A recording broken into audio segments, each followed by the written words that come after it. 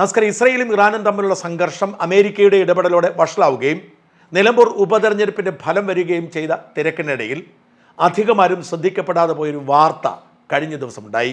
തങ്കലിപികളിൽ കുറിച്ചുവയ്ക്കേണ്ട ഒരു സുപ്രധാനമായ ഹൈക്കോടതി വിധി കഴിഞ്ഞ ദിവസമുണ്ടായി. ആ വിധിയെക്കുറിച്ച് ചില വാർത്തകളൊക്കെ പുറത്തു വന്നിട്ടുണ്ടെങ്കിലും കേരളീയ സമൂഹം എന്തുകൊണ്ടോ അത് ചർച്ച ചെയ്തില്ല. ബഹുമാനപ്പെട്ട കേരള ഹൈക്കോടതി judge justice Harishankar V Menon പുറപ്പെടുവിച്ച അസാധാരണമായ വിധി വരും ദിവസങ്ങളിൽ കേരളം ചർച്ച ചെയ്യാതിരിക്കില്ല എന്നെനിക്ക് ഉറപ്പാണ്. നമുക്കൊക്കെ അറിയാം, കേരളത്തിലെ ജനങ്ങൾ നേരിടുന്ന ഏറ്റവും വലിയ പ്രതിസന്ധി ചികിത്സയാണ്. സർക്കാർ ആശുപത്രികൾ ഇഷ്ടം പോലെ ഉണ്ടെങ്കിലും അവിടെയൊക്കെ ആവശ്യത്തിലധികം രോഗികളുണ്ട്. അവിടെയൊന്നും ഒരു അടിസ്ഥാന സൗകര്യവുമില്ല എന്നതാണ് വാസ്തവം. കയ്യിൽ അല്പം കാശുള്ളവൻ സർക്കാർ ആശുപത്രിയിലേക്ക് പോവില്ല. ആശുപത്രിയിൽ പോയില്ലെങ്കിൽ മരിക്കുമെന്ന അവസ്ഥയുള്ളവർ മാത്രമാണ് സർക്കാർ ആശുപത്രിയിൽ പോകുന്നത്. മികച്ച ഡോക്ടർമാരുണ്ടെങ്കിലും അടിസ്ഥാന സൗകര്യങ്ങളോ ബെഡോ ഇല്ലാതെ വലയുകയാണ് താലൂക്ക് ആശുപത്രി മുതൽ മെഡിക്കൽ കോളേജ് വരെയുള്ള സർക്കാർ സ്ഥാപനങ്ങൾ. ഈ ആശുപത്രികളെ മെച്ചപ്പെടുത്തിയെടുക്കണമെങ്കിൽ ഇപ്പോഴുള്ളതിൻ്റെ 10 ഇരട്ടിയെങ്കിലും ഡോക്ടർമാരെയും നേഴ്സുമാരെയും നിയോഗിക്കേണ്ടതുണ്ട്. ഇപ്പോൾ സ്വാധീനം കൊണ്ട് തിരികെ കയറിയിരിക്കുന്ന മറ്റ് ജീവനക്കാർ അവരെ പണിയെടുപ്പിക്കേണ്ടതുണ്ട്. ഇതൊന്നും ചെയ്യാൻ സർക്കാരിൻ്റെ കയ്യിൽ കാശില്ല. ആ അവസ്ഥയിലാണ് കേരളത്തിൽ പഞ്ചനക്ഷത്ര ആശുപത്രി വ്യവസായം പുഷ്ടിപ്പെട്ടത്. കേരളത്തിൽ ഇന്ന് ഏതെങ്കിലും ഒരു മേഖലയിൽ വളർച്ചയുണ്ടായിട്ടുണ്ടെങ്കിൽ അത് പഞ്ചനക്ഷത്ര ആശുപത്രി സംവിധാനം മാത്രമാണ്. മറ്റൊരു സംസ്ഥാനത്തുമില്ലാത്ത വിധത്തിൽ കേരളത്തിലെ ഓരോ മുക്കിനും മൂലയിലും ഓരോ ചെറുനഗരങ്ങളിലും പഞ്ചനക്ഷത്ര ആശുപത്രികൾ കെട്ടിപ്പൊക്കുന്നു. പത്തനംതിട്ട ജില്ലയിലെ തിരുവല്ല എന്ന നഗരത്തിന് പേരിട്ടിരിക്കുന്നത് ആരോഗ്യ നഗരി എന്നാണ്. നമ്മൾ ഓർക്കും ഏറ്റവും കൂടുതൽ ആരോഗ്യമുള്ളവർ തിങ്ങിപ്പാർക്കുന്ന നാടാണ് തിരുവല്ല എന്ന്. അതല്ല കാരണം. കേരളത്തിലെ ഏറ്റവും അധികം പഞ്ചനക്ഷത്ര ആശുപത്രികൾ ഉള്ളത് തിരുവല്ലയിലാണ്. അതുകൊണ്ടാണ് ആ സ്ഥലത്തെ അങ്ങനെ വിളിക്കുന്നത്. കൊച്ചിയിലും തിരുവനന്തപുരത്തും കോഴിക്കോട് മാത്രമല്ല, കാസർഗോഡ് മുതൽ അങ്ങ് പാറശാല വരെ പഞ്ചനക്ഷത്ര ആശുപത്രികളുടെ ബഹളമാണ്. ഈ ആശുപത്രികൾക്കൊന്നും താങ്ങാൻ കഴിയുന്നതിനപ്പുറത്തേക്ക് രോഗികൾ വന്നുകൊണ്ടിരിക്കുന്നു. ഒരു പഞ്ചനക്ഷത്ര ആശുപത്രി തുടങ്ങിയാൽ ഞൊടിയിടയിൽ പല സ്ഥാപനങ്ങളായി അത് വളരും. മെഡിക്കൽ കോളേജുകളും നഴ്സിംഗ് കോളേജുകളും ഒക്കെ അതിൻ്റെ മേമ്പടിയായി വരുന്നതോടെ ഏറ്റവും വലിയ വ്യവസായ സ്ഥാപനമായി ഇത് മാറുന്നു. അതുകൊണ്ടാണ് പിണറായി വിജയൻ നടത്തിയ ഇൻവെസ്റ്റ്മെന്റ് മീറ്റിൽ ഏറ്റവും അധികം നിക്ഷേപം വന്നത് ഈ ആശുപത്രി കച്ചവടത്തിലേക്കാണ്. വിദേശ നിക്ഷേപം പോലും ആശുപത്രികളിലേക്ക് വന്നുകൊണ്ടിരിക്കുന്നു. വിഷം കലർന്ന ഭക്ഷണം കഴിക്കുന്നത് വഴി മനുഷ്യർ ആദ്യം രോഗികളാവുന്നു. ഇങ്ങനെ രോഗികളാവുന്നവർ ഈ പഞ്ചനക്ഷത്ര ആശുപത്രികളിലേക്ക് ചെല്ലുമ്പോൾ അവിടെ നിന്ന് നമുക്ക് ആവശ്യമില്ലാത്ത മരുന്നുകൾ വലിയ വിലയ്ക്ക് നൽകി, റേഡിയേഷൻ വരുന്ന പരിശോധനകൾ നമുക്ക് നൽകി ഈ ആശുപത്രികളിൽ ലാഭം കൂട്ടുന്നു, രോഗികളെയും കൂട്ടുന്നു. അങ്ങനെ രോഗികളുടെ എണ്ണം പെരുകിക്കൊണ്ടിരിക്കുമ്പോൾ ആശുപത്രികളുടെ ലാഭവും പെരുകിക്കൊണ്ടിരിക്കുന്നു. ഓരോ ആശുപത്രിയും അവർക്ക് തോന്നിയ നിരക്കാണ് ഏർപ്പെടുത്തുന്നത്. എൻ്റെ ഒരു സുഹൃത്ത് കഴിഞ്ഞ ദിവസം വീണ് തിരുവനന്തപുരത്ത് ഒരു പ്രമുഖ പഞ്ചനക്ഷത്ര ആശുപത്രി പോയി വൈകുന്നേരം വീട്ടിലെത്തിയപ്പോൾ 26,000 രൂപ ബില്ല്. ഇത്തരത്തിൽ സകല പഞ്ചനക്ഷത്ര ആശുപത്രികളും മനുഷ്യന്റെ പോക്കറ്റ് കൊള്ളയടിച്ചുകൊണ്ടിരിക്കുന്നു. 50,000 രൂപയ്ക്കോ 1 ലക്ഷം രൂപയ്ക്കോ ഒക്കെ മാറ്റിവെക്കാവുന്ന കിഡ്നി ഇപ്പോൾ മാറ്റണമെങ്കിൽ 15 ലക്ഷം രൂപ മുടക്കണം. അവയവദാനത്തെ പ്രോത്സാഹിപ്പിക്കുന്നത് പോലും ഈ പഞ്ചനക്ഷത്ര ആശുപത്രികളുടെ കച്ചവടലാക്കിന്റെ ഭാഗമാണ്. ഇവിടെയൊക്കെ ജോലി ചെയ്യുന്ന ഡോക്ടർമാരോട് ഒരു പരാതിയും എനിക്കില്ല. നല്ല അന്തസ്സുള്ള മനുഷ്യരാണ്, പഠിച്ചവരാണ്, കഴിവുള്ളവരാണ്. എന്നാൽ അവർക്ക് ടാർഗറ്റ് കൊടുത്തിരിക്കുകയാണ് ഒരു മാസം ഇത്ര ലക്ഷം രൂപയുടെ കച്ചവടം നടത്തണമെന്ന്. എങ്കിൽ മാത്രമേ അവർക്ക് 3-4 ലക്ഷം രൂപ ശമ്പളം കിട്ടും. ആശുപത്രികൾ അനാവശ്യമായി പരിശോധന നടത്തിയും അനാവശ്യമായി ചികിത്സ നടത്തിയും അനാവശ്യമായി മരുന്ന് നൽകിയും ലാഭമുണ്ടാക്കുമ്പോൾ മനുഷ്യൻ കൂടുതൽ കൂടുതൽ രോഗികളാകുന്നു. ഓരോ ആശുപത്രിയും അവിടുത്തെ തിരക്കനുസരിച്ച് നിരക്ക് കൂട്ടിക്കൊണ്ടിരിക്കുന്നു. പണ്ടൊക്കെ ആശുപത്രികൾക്ക് പരസ്യം കൊടുക്കാൻ നിയമം അനുവദിച്ചിരുന്നില്ല. ഇന്നിപ്പോൾ ഏത് റോഡിൽ ഇറങ്ങി നോക്കിയാലും പഞ്ചനക്ഷത്ര ആശുപത്രികളുടെ പരസ്യം മാത്രമാണുള്ളത്.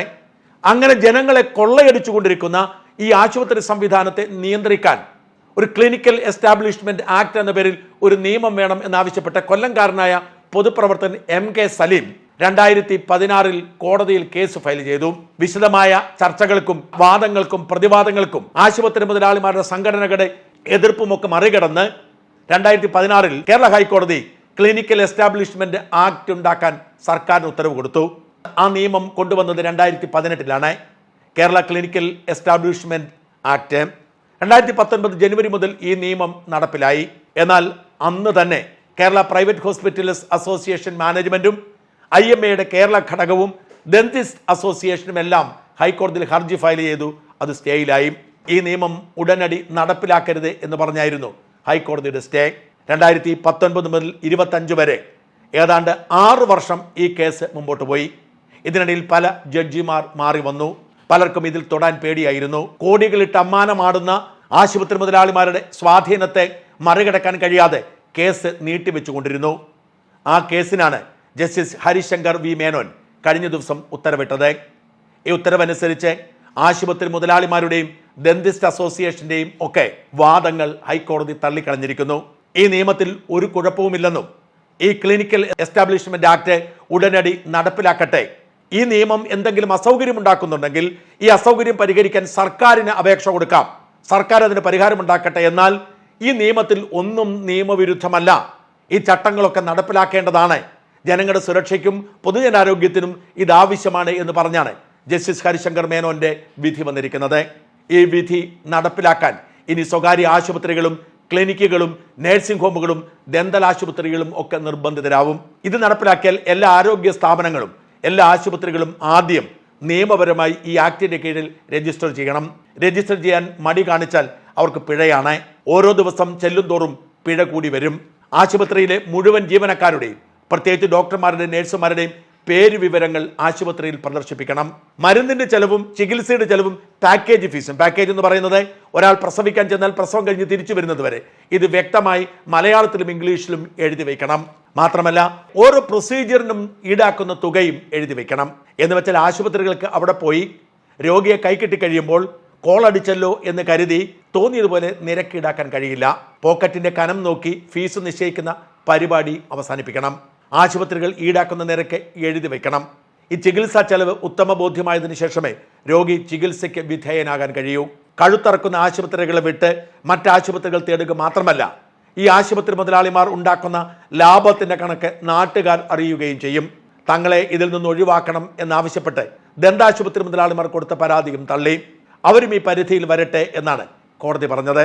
ഇന്ത്യൻ മെഡിക്കൽ അസോസിയേഷൻ എന്ന IMA വാസ്തവത്തിൽ സാധാരണ മനുഷ്യരുടെ ആരോഗ്യത്തിനും സുരക്ഷയ്ക്കും വേണ്ടി നിൽക്കേണ്ട പ്രസ്ഥാനമാണ്. അത് ആശുപത്രി മുതലാളിമാരെ പ്രതിനിധീകരിക്കുന്ന പ്രസ്ഥാനമല്ല, ഡോക്ടർമാരെ പ്രതിനിധീകരിക്കുന്ന പ്രസ്ഥാനമാണ്. ഡോക്ടർമാർ ലക്ഷങ്ങൾ മുടക്കിയാണ് ഡോക്ടർമാരാവുന്നത് എങ്കിലും അവർ മനുഷ്യരുടെ ജീവൻ രക്ഷിക്കാൻ ഉത്തരവാദിത്വമുള്ള മാലാഖമാരാണ്. അതുകൊണ്ട് തന്നെ മുതലാളിമാരുടെ താല്പര്യത്തെക്കാൾ കൂടുതൽ അവർ പ്രാധാന്യം കൊടുക്കേണ്ടത് പാവങ്ങളായ രോഗികളുടേതാണ്. പക്ഷെ നിർഭാഗ്യവശാൽ അതിനുള്ള സ്വാതന്ത്ര്യം അവർക്കില്ല. ഏതെങ്കിലും ഒരു മുതലാളിക്ക് അനിഷ്ടമുണ്ടായാൽ ഏത് ഡോക്ടറുടെയും ജോലി അപ്പോൾ തന്നെ തെറിക്കുന്നതാണ് ഇവിടുത്തെ അവസ്ഥ. അനാവശ്യമായി പരിശോധനയും മരുന്നും എഴുതി വെച്ചില്ലെങ്കിൽ ഡോക്ടർക്ക് പണി തെറിക്കാം. ആ താല്പര്യം സംരക്ഷിക്കാൻ വേണ്ടിയാണോ IMA ഇതിനെതിരെ കേസിന് പോയത് എന്നത് എന്നെ അത്ഭുതപ്പെടുത്തുന്നുണ്ട്. വാസ്തവത്തിൽ ഈ നിയമം ഏറ്റവും കൂടുതൽ ഗുണം ചെയ്യുന്നത് ഡോക്ടർമാരെയാണ്. പാവപ്പെട്ട രോഗികളുടെ പോക്കറ്റ് അടിക്കുന്നത് കാണുമ്പോൾ സങ്കടപ്പെടുന്ന പല ഡോക്ടർമാരെയും എനിക്കറിയാം. പക്ഷെ നിവൃത്തിയില്ലാതെ നിശബ്ദമായി അവർ അതിന് നിന്നു കൊടുക്കുന്നു. ഈ നിയമം വന്നാൽ അതിന് തടയിടുകയും അത് ഡോക്ടർമാർക്ക് രക്ഷയായി മാറുകയും ചെയ്യും. ഡോക്ടർമാരെ പ്രതിനിധീകരിക്കുന്ന IMA എന്തിനാണ് മുതലാളിമാർക്കൊപ്പം കൂടിയത് എന്ന ചോദ്യം മാത്രം ബാക്കിയാവുന്നു. ഇവിടെ ജസ്റ്റിസ് ഹരിശങ്കർ വി മേനോൻ ചോദിച്ച ഒരു ചോദ്യമുണ്ട്. ഈ നിയമം അനുസരിച്ച് ഒരു കൗൺസിലിന് രൂപം കൊടുക്കണം. ആശുപത്രി മുതലാളിമാരും IMAയുടെ പ്രതിനിധികളുമൊക്കെ അതിലുണ്ട്. ഒപ്പം രോഗികളുടെ സംഘടനയുടെ പ്രതിനിധികൾക്കും അംഗത്വം കൊടുക്കും. സേവനം കൊടുക്കുന്നവർക്ക് അംഗത്വമുണ്ടെങ്കിൽ സേവനം ലഭിക്കുന്നവർക്ക് അംഗത്വം കൊടുക്കുന്നതിൽ എന്തിനാണ് ആശങ്ക എന്നാണ് കോടതി ചോദിച്ചത്. സുപ്രധാനമായ ഒരു കോടതി വിധിയാണ് ഇത്. ഇത് നടപ്പിലാക്കാനുള്ള ആർജവം പിണറായി സർക്കാർ ഉണ്ടാവുമോ എന്ന ചോദ്യം മാത്രം ബാക്കിയാവുന്നു. ആശുപത്രി മുതലാളിമാരുടെ ആശങ്കകൾ പരിഹരിക്കുന്നതിൽ തെറ്റില്ല. എന്നാൽ അവരുടെ ആശങ്കയേക്കാൾ പ്രധാനപ്പെട്ടത് പാവപ്പെട്ട മനുഷ്യരുടെ ആശങ്കയാണ്. ഹൈക്കോടതി അതിനെ ക്ലീൻ ചിറ്റ് കൊടുത്തിരിക്കുന്നു. 6 വർഷം നീണ്ട നിയമ പോരാട്ടം ഇവിടെ അവസാനിക്കണം. ഇനി ഇതിൻ്റെ അപ്പീലുമായി അവർ മുമ്പോട്ട് പോയാൽ സർക്കാർ ധീരമായി ഇടപെട്ട് അതിനെ എത്രയും വേഗം അവസാനിപ്പിച്ച് പാവങ്ങൾക്ക് നീതി നേടിക്കൊടുക്കണം. ഈ വിധിയുടെ മഹത്വം ലോകമെമ്പാടുമുള്ള മലയാളികൾ മനഃപ്പാടമാക്കുകയും വേണം.